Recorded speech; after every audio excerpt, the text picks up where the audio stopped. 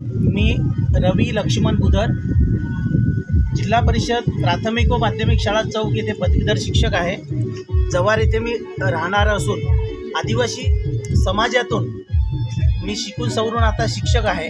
पण बालपणामध्ये मी आमच्या जंगलामध्ये स्वैरपणे वावरत असताना ती मला फळं खायला मिळाली होती. त्या फळांविषयीची एक छोटीशी माझी कविता रचना तुमच्यासमोर सादर करतो. कवितेचं नाव आहे रानमेवा. रानमेवा.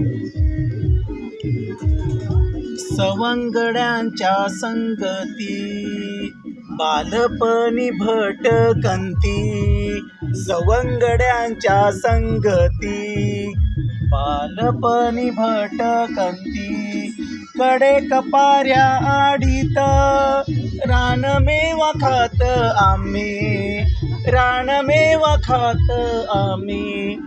पोर उंबर चाखली कैरी हिरवी आंबट, काळी भोर करवंद गुणकारी ती जांभळ, गुणकारी ती जांभळ. अळीव काकड आसंद बहुगुणी तो हिरडा, काजू बिया का हांडोळा खाल्ला आवळा बेहडा, खाल्ला आवळा बेहडा.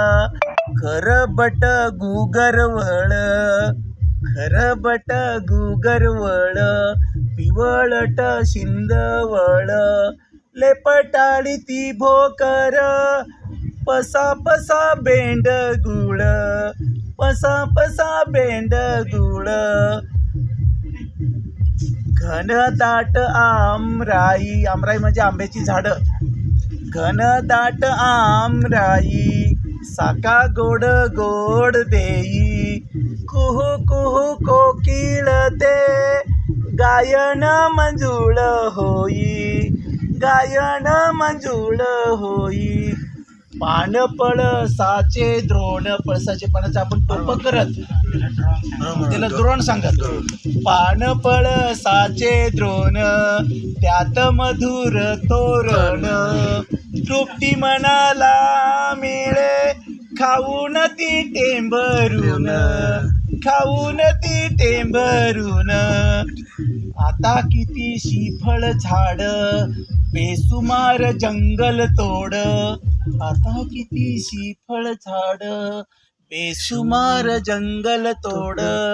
वन संपदा जपून करू जीवन हे गोड, वन संपदा जपून करू जीवन हे गोड, करू जीवन हे गोड.